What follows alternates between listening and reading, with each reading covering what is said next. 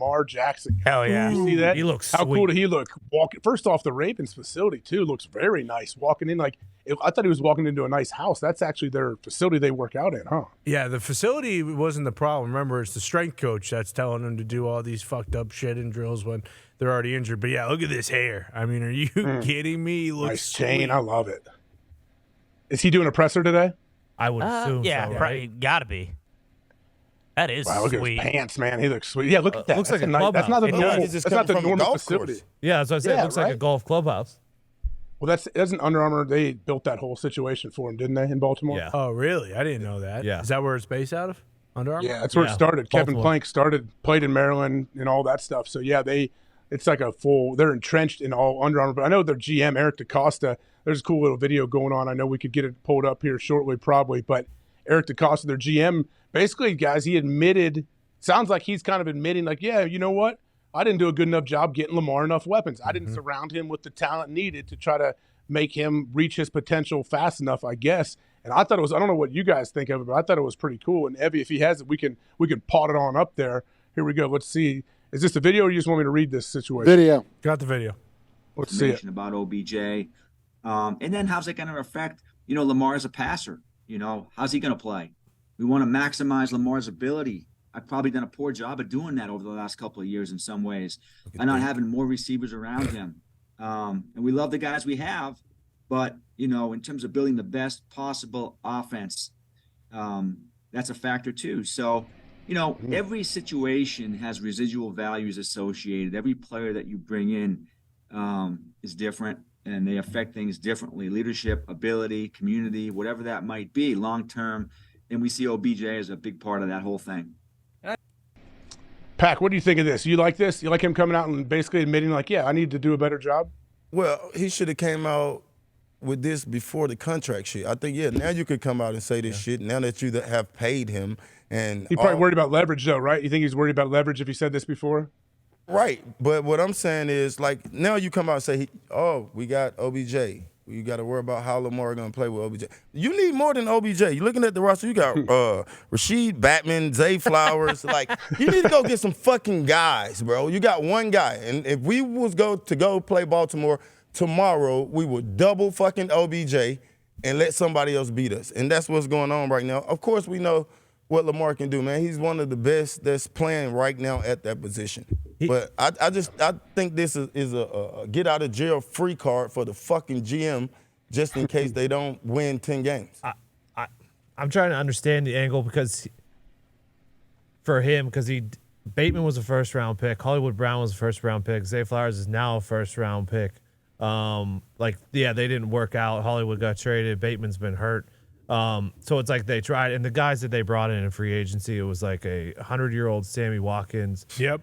And those types. Marcus Robinson. Yes, and those types. So, no, he hasn't done, maybe he's tried, but they haven't worked out, which does fall on the GM. But that's also him being, in a good organization with the Ravens, because if you're a GM in a shitty organization and you say that, you're basically putting yourself on the chopping block, correct?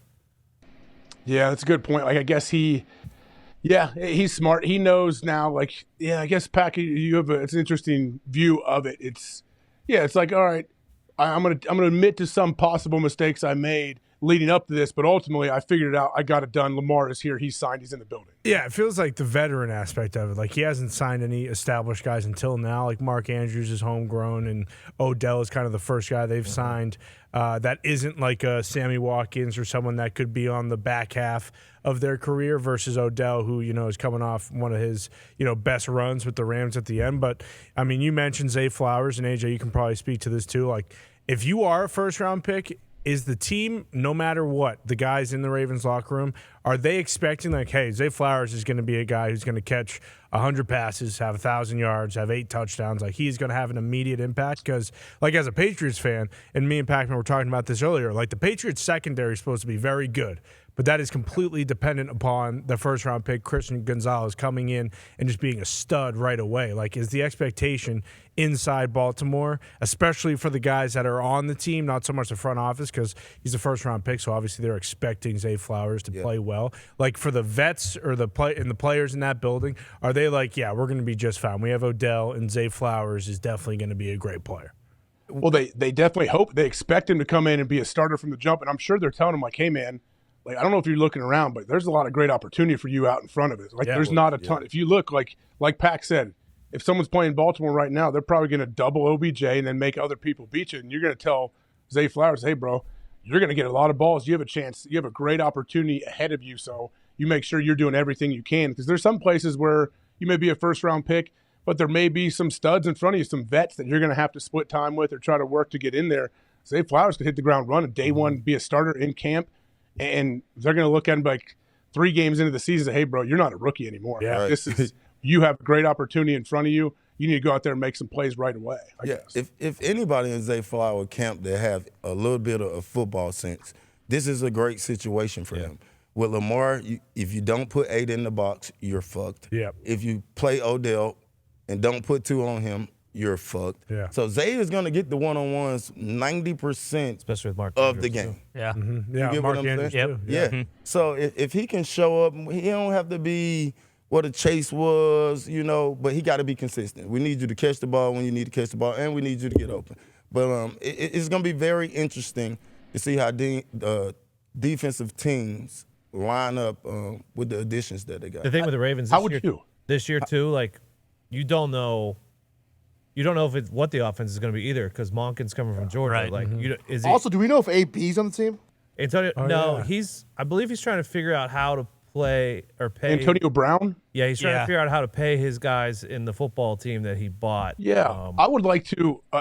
If Antonio wants to come on a program and try to clear things up or let us know exactly what's going on in his whole situation, he can. Don't you think he's welcome on here sometime, guys? Would you welcome him to come explain stuff? So what is exactly going on with AB? He owned an arena team. What can you guys let me know exactly what happened? Yeah, I believe it was just he owned an arena team, and then a couple of the players came out and basically said, like, hey, we haven't been getting paid.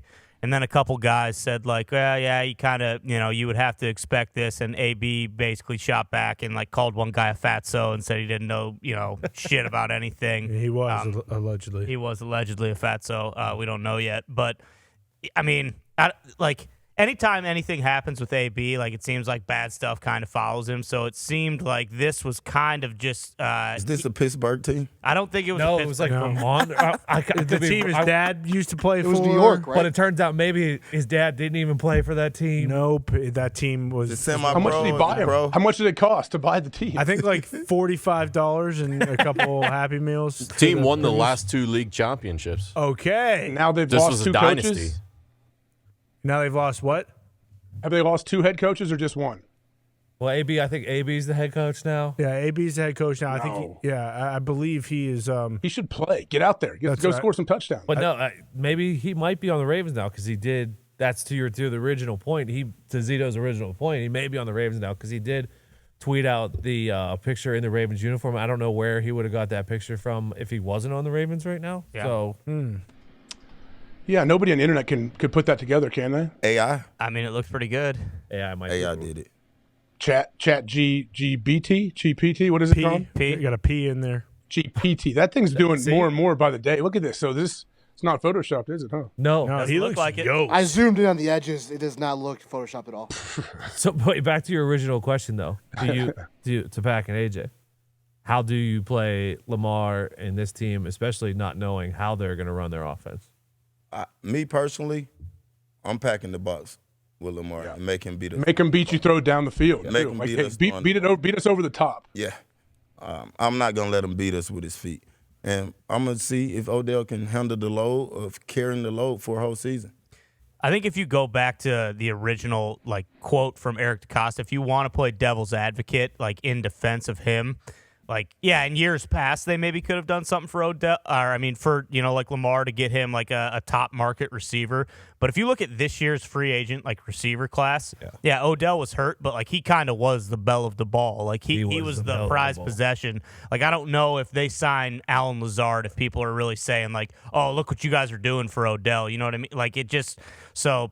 I do think, the timing of it is kind of weird, and obviously, it's a lot easier saying that when you've got the contract done. But also, at this point moving forward, do you think, is there any bad blood from Lamar and the Ravens, or is that all just put to rest when he signs that new contract? I think it is all put to rest. He seemed very happy with his tweets now, walking into whatever facility that was. But, man, once you get that deal done, you know, it's going to be a whole lot of flock. You heard what he said on the IG. It's going to be a whole lot of flocking for the next 5 years. You smell me? So I think he's happy. I don't see no reason why he wouldn't be happy. Well, and to Ty's point, too, like the free agent market is down. It feels like no one's going to let go of a good wide receiver anymore. No. Like they're either going to get paid or it's going to be like a Tyreek Hill, Devontae Adams. Give up a bunch of picks for him. Yeah, you're going to trade him and you're going to get a lot back. That's why like Zay Flowers, if he is good, I mean, Lamar just signed a 5-year deal. Zay Flowers on a rookie contract with a 5th-year option because he's a first-round pick. Like that could be a tandem. And now Baltimore's like a destination. It used to not be like that, obviously, because there was all this, like, where the hell's Lamar going? Now, for 5 years, they have Lamar in free agent, you know, wide receivers. Whether D-Hop gets there, you know, if he ends up being a free agent down the road, that's a spot immediately you would assume that he would want to play. And, I mean, really anybody, but who knows how many guys are going to get to free agency now as wide receivers, especially those top-tier guys. Well, and we always talk about, hey, if you could draft a quarterback, you have that window while he's on his rookie contract to where you could kind of build the team around him. But also now it's almost like that with receivers. If you can draft a receiver and get him in his rookie contract, because these guys get paid so much damn money once they become superstars that you might not be able to hold on to them. So also, yeah, you get 1 or 2 young receivers that have a bunch of production early in their career. That gives you a huge benefit, I feel like, but you got to like manage that window before you have to start paying all these guys. That's what the whole balance of the NFL is, I guess. The Bengals is a good example of that with having T. Higgins that's finna be up. Yeah. You know, being the 3rd round, I think 2nd or 3rd round pick. He's up. No more tagging, none of that right now. So it's eager to see what they're going to do. Do we have enough money to pay T. Higgins? I pray to God that we do. We got to pay Joe Burrow right now. But I think, like, if you have a and then Jamar Chase, right? Well, yeah, Jamar Chase, too. But if you have a crafty GM, like, you can keep every – I mean, like, look what the Eagles just did. Like, they signed Hurts to what now the 2nd biggest, you know, money deal in the history of the NFL. And, like, they just keep adding guys. And granted, like, you know, everyone's saying they crushed the draft, but, like, they lost, what, like 1 or 2 big pieces. But outside of that, like, they're basically bringing back – the exact same team they had that went to the Super Bowl last year. Yeah, it feels like why wouldn't teams – our whole thing was, yes, either have a really, really good old quarterback who's making money or have a good rookie quarterback who you can fill around him. But it feels like now, like in the last year or so, like I don't think it matters at all anymore. Like the way that they structured Jalen Hurts' contract, I think they're fine for years to come. The way that Mahomes' contract happened, and now I assume once that happens, other GMs. I'm interested to see how they structured Lamar's contract, but like with Burrow and with Herbert, like why wouldn't you just structure it similar to how they did with Jalen so that it doesn't fucking kill you at all? I also don't know if it was this way in the past with like the way like all the new money is going up and up and up, but like good GMs now, like they can almost like plan out what the salary cap's going to be in like the next few years, you know, like I don't remember, and maybe it's just because we didn't really talk about it previously, but like they can actually see like, oh shit, like, you know, we'll be fine 5 years from now because we know how much money's coming into the league.